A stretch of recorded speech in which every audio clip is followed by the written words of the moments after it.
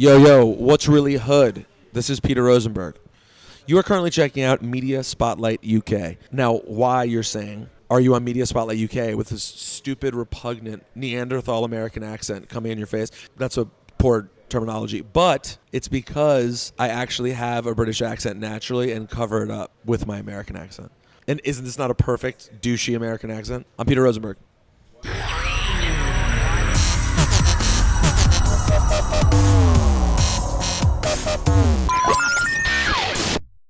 I'm talking to DJ Extraordinaire, a radio host. Also, you've got your own show in the mornings with your co-host, and then you do your own show in the evening as well. And, of course, you have your podcast, WWE as well.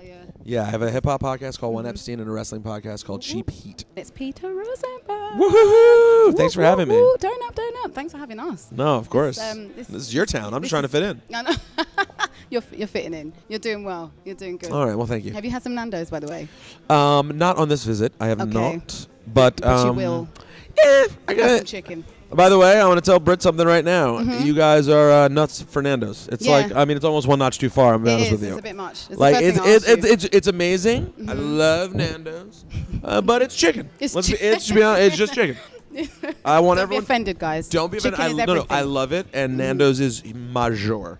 But let's be clear, it's just chicken. And when I get here, everyone's like, "Have you had?" I'm like, "Yes." I know. I'm being. Really I had it for the first time in South Africa. Oh. And it was quite delicious. But you know what? I also have other bad news that Brits don't want to hear this either. Nando's in America. Oh my gosh. Seriously? It is in America. Yeah. Yep. It is in random places. It's arrived. Yeah, there's a Nando's in College Park, Maryland. Oh my gosh. There's a Nando's in Rockville or good. I'm going to get into straight with radio now because for me, I'm a radio host as well, and you've always dreamed of being on Hot 97. So I want to talk about the fact that, having such a responsibility on radio, breaking music, especially hip hop. What is it? What would you say to someone that's, that's in radio and has a responsibility on their show, basically, to kind of break music? How do you do that even? Like, what was your steps towards becoming who you were, from where you were before to who you are now? I mean, it was a long, boring, arduous process. Absolutely. I don't know. It's totally different now than when I started because the internet wasn't really a thing when I started. I mean, it was a thing, but not really. Not really a thing. It was a green screen. Yeah, it wasn't. It wasn't. There wasn't a whole world of podcasts, and there wasn't all these. YouTube wasn't around when I started. So it's just a different era. So it's kind of hard for me to give advice specifically to tell someone like how you do it. But I will say this. It's just about being persistent and working really hard and having an idea of where you want to go. I mean, you can't get somewhere without a destination. Absolutely. There's no way to get there. And having the vision. So I always had that. I was always very focused on getting to a certain place, and now I'm in that place, and now I'm focused on the next place. So that's what happens. Awesome. Let's talk about the morning show. Obviously with Cypher Sounds, Ebert and Laura Stiles. Can you talk to me about some of your favorite moments? Like, has there been like the most awkward person you've ever interviewed before? Yeah. I mean, the most awkward person I've interviewed probably isn't anyone who's known. Okay. We interviewed this guy. He was like a trainer. Okay. And I didn't even know why we were interviewing him in the first place. And he was like kind of intimidating and scary. So and weird. Also, we didn't know why he was there. Artist-wise, I don't know if I can think of one particular artist that I found to be odd. I mean, there are plenty that aren't good. Yeah, and there are plenty of people that have good days when they're just not up for it. Yeah, 100%. But no, nothing that stands out too much. I mean, listen, interviews are awkward all the time. Yeah. So, I mean, people come in, they have certain perceptions of us, we have perceptions of them. You have cameras on and microphones on, and awkward things happen on a regular basis. Absolutely. What about like really like funny, outlandish people? Anyone that you thought, damn, I didn't know you were like that, like that you've met? I don't know that I didn't know was like that. Okay. But I love interviewing Kevin Hart. Oh, I can imagine. Yeah, him and I have always had like a really funny rapport of like I'm always trying to like shit on him. Okay. And be jealous of him and like tell him he's not that funny and why him and not me. Yeah, 100%. And which I feel also. It's actually. Is this true? It's actually not even why joking. Him? Like seriously, why you? Yeah, why not me? I'm Peter. Like, why am I? So I actually don't understand. I still don't understand as I'm saying right now. No, but I love Kevin. He's one of my favorite ones. And then recently we interviewed Fat Jew from Instagram fame, and he was hilarious. Oh my gosh. Yeah, it's a great one. If you haven't seen it, the Fat Jewish when he came on Hot 97 was amazing. Okay, so check that one out if you haven't already. Okay, let's go straight into wrestling. Now, I was actually a really big fan as a child, and then I got really upset because it was fake. and then I cried, and then I no longer watched it. But of course, for you, it's such a major part of your career. How did you, because some people look at it like it's a hobby. How did you merge it into what you do now? I mean, everything in my career is emerged from my hobbies. So here's the secret, guys. I don't believe in working hard. So the only way to not work hard is to make your hobbies your career. There we go. So That's since the gold right since there. I don't want to have a real job, I always want to talk about the things that I'm interested in. I just did the same thing with wrestling that I did with hip hop. I mean, listen, it doesn't pay my bills. It doesn't pay my bills like hip hop does. But it has created another lane for me. Absolutely. And all it is just, being vocal and really passionate and aggressive about something that you love. And Absolutely. so that's really it.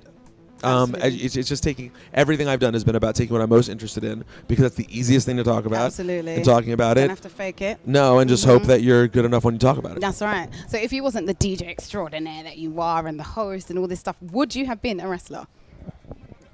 I think physically there would have been some issues. Right. And to be honest, it is so hard to get into the WWE. It is. You're talking about 100 jobs for the entire world that wants to be in it. Their roster is about 100, 130. So there's not a lot of opportunities. In fact, I would like them to offer me something now. Yeah, no, it still hasn't happened. It still hasn't happened. So, no, I don't think that would have happened anyway. And I think it could still happen in the future. Yeah, of course. At this point, but. It's not something I bank on or think about very much. I hear you. Right, let's get into music now. TV-wise, you hosted the hip-hop Squares for MTV2, and then you've also got the hip-hop series Noisemakers. And talk to me about the Complex TV project as well, because musically, it's important that with hip-hop and your roots and stuff like that. And the music isn't the same anymore. It's not the same. When I think of hip-hop and I think of I don't know if you remember The Firm. They were my favorite group of all time. It's no way near like that now. So talk to me about the music projects. Do you feel like you have to do those in order to kind of keep the scene alive even, I mean, those I do a variety of different things on camera related to music, and all of it pertains to sort of the behind the scenes. Noisemakers it wasn't on television, it was just a live series, but it was about interviewing people live who were really impactful and really going in depth. My Complex series. But you had Raekwon on there? I had a lot. Yes, I had a bunch. amazing. I had Raekwon, Joey Badass, Schoolboy Q, Eve, So serious. Azealia Banks. We did a lot. And we only did 12 episodes, but everyone was good. It's the same thing. It was called The Process, and it was about getting into artist process. So I just believe that it's just something that I'm interested in. I'm a nerd about music, same way I am about the wrestling. So I really enjoy getting to talk to artists, about what makes them tick. Yeah, and learn. Basically. Yeah, and I'm not a musician, so I enjoy learning from them about what makes them that. So, any place that's, I've been fortunate to work at some cool places that really focus on music, like Complex. It was a good run. I mean, I might come back with that again soon. Yeah, We'll see. You heard it first. Okay. Let's talk about music. Obviously, here in the UK. How are you enjoying it, by the way? The weather is absolutely beautiful today. It's gorgeous today. Yeah, it is. No. It wasn't like this yesterday. No, I did it just for you. No, thank you. So I did that for the UK. So you're welcome. So any UK artists that have kind of stuck out to you, because obviously there's a host of guys performing tonight. Is there anyone specifically? I don't even want to name any names. I just want you to, is there anyone musically on this side of the water that you think Yeah, I mean, plenty. Tonight I'm interested to see Bonkas. Nice. But I'm a big fan of Stormzy. Nice. I'm very interested to see what Skepta is going to do, obviously. Crepton Conan. I dug Gigs. Of course, Dizzy, the OG, Dizzy Rascal. Oh, man. So, there are lots of people I think are good. It's just a very different world. Everyone's always asking me my opinion about it. And there's a lot that I dig. It's not like my firstborn passion, obviously. The way what it means to me is not what it means to Londoners. Of course, but still. But there are a lot of people that I think are really dope. Nice. I love the name drops, man. You know your people. Okay. Have you, by any chance, caught any English football recently? Do you support an English team? No, I don't have an English team, unfortunately. I wish I did. It would make me much more. Do you think you would know one? Do you think you've got one in your mind? Maybe Manchester United? Just put it out there. I mean, I couldn't just jump on Man U. I mean, all the fans are going to be watching me like, Nadia, you never did just say that. Yeah, no, I wouldn't. That's why I'm smart enough to know I'm not even naming a team. Yeah, don't do it. Don't do it. I don't know. I don't have a European team. Honestly, my interest in soccer is minimal. Is World Cup. No, it's World Cup. World Cup. Oh, okay. It's very yeah, hardcore so during World exciting. Cup. World So the Cup. problem is I just haven't ever had a European team to keep me involved, and I haven't had the reason to do so. Yeah, like It's if an very American, political.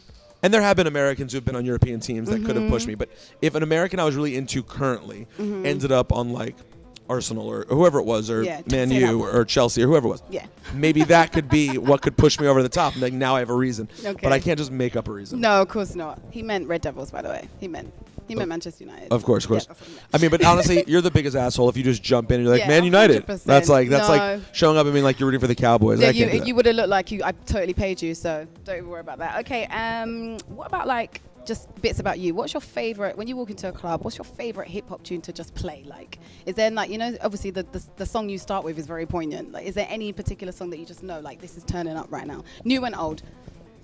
Right now, tonight, for example, I'm excited to play Future. Nice. Commas. Yeah. I love that record. Yeah, and I love playing that record with You Mad by Vic Mensa. I love those records together. That's a tune. Kanye did well.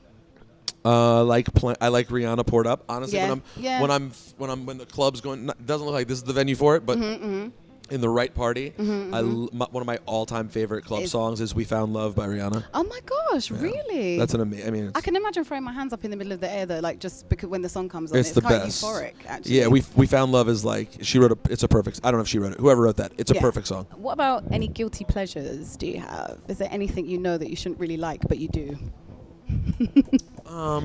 Maybe even songs. Where everyone's got one. Yeah, I mean, musically, there are ones that people would believe they would call maybe a guilty pleasure, but it's not. I mean, they're not guilty pleasures. I don't listen to any music that I actually feel guilty about and think is shitty. Good. Like I think I won't even name the songs that I think should be people's guilty pleasures. Okay. Because people will be offended by it.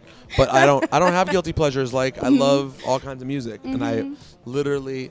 When I was young, I used to think I would never be diverse musically. I was like, I only love hip hop. But it's like opening a box, isn't it? You can't really box yourself musically. Yeah, like, I started falling in love with everything. So like, there are people who would be embarrassed by the kind of country music I listen to. Okay.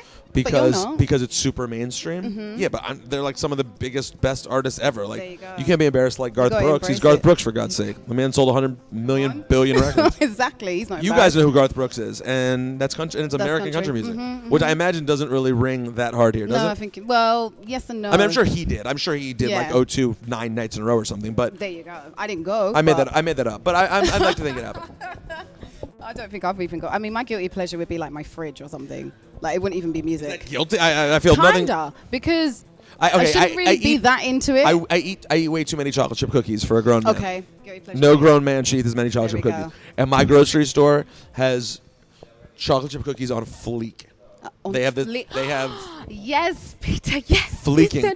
Cookies are fleeking right and left. Cookies on fleek. Are you hearing this? They do a chocolate chip, they do a macadamia, and they do a Reese's peanut butter cookie. Those are some fleeky with cookies. the fleakage is real. with the peanut butter cups like stuffed into they're amazing. What? So. Peanut what? Wait. The peanut butter cups are like stuffed into the cookie. Like it's like What's peanut the butter store? cookie. Where is this? It's called West Side Market. It's a fancy fancy grocery store on the west side of Manhattan. Cookies. You have to share the fleakage. No, y'all got to go to New York if you want to do it. You got to support. Go to West Side Market. Okay, New York it is. Okay, guys. Okay. One thing you can't live without, other than music. My radio, LL Cool J. My wife. Aww. And my dog. And okay. That's it. That's cute. Besides that, I'm straight. Besides that, you're good. And xvideos.com. Nice. Bruh. Okay. I mean, let's keep it one. Favorite let's keep jersey. It 100. Favorite jersey. Do you have a favorite jersey? Oh, I have so Too many. many. I have so many that I love. I love. For some reason, recently I've been very into my John Starks Knicks jersey. Okay. But I love my. Oh, I don't know. I have so many. Okay. I just go on the skip one. Just go on the Mitchell and Ness website and just go to jerseys and then I just ordered two for me to decide which one I'm wearing to Summer Jam on Sunday, and they're both. Well, you can do an outfit change. I've done that plenty of times. Oh, on Summer Jam I do outfit changes. Yeah, do be fleeky and do the two. No, I do two. Summer Jam there'll be two, but I mean it won't be a jersey for both though. It'll be a jersey for one, and then something a little more adulty. Adulty. Yeah. That's a new word we just made up, by the way. Right. Okay, I've got to let you go. But what are you most looking forward to about tonight, other than just the performance? Just trying to like. get in, a few of these British groupies while I'm here. Nice. My wife gave me the pass, and she was Yeah? like, "Listen, if you can get." She said it had to be 2 at a time though. Okay. So I got to get So 2. there's rules to the. Yeah, there's rules to this Okay. shit. So I got to find 2. It's got to be real. Got to do it properly. So I'm looking forward to that. No, I'm just looking forward to playing and meeting people. I have fun meeting people, and I'm coming back July 4th for wireless. So I'm excited to do So wireless. we'll see you at wireless. Nice. Yes. Cool. I'm hosting on Saturday, so it'll be fun. Oh my gosh, it's so amazing. We'll see you Saturday. Peter Rosenberg. Cheers. Thank you so much. Media Spotlight UK, Nadia Jae here, and Peter.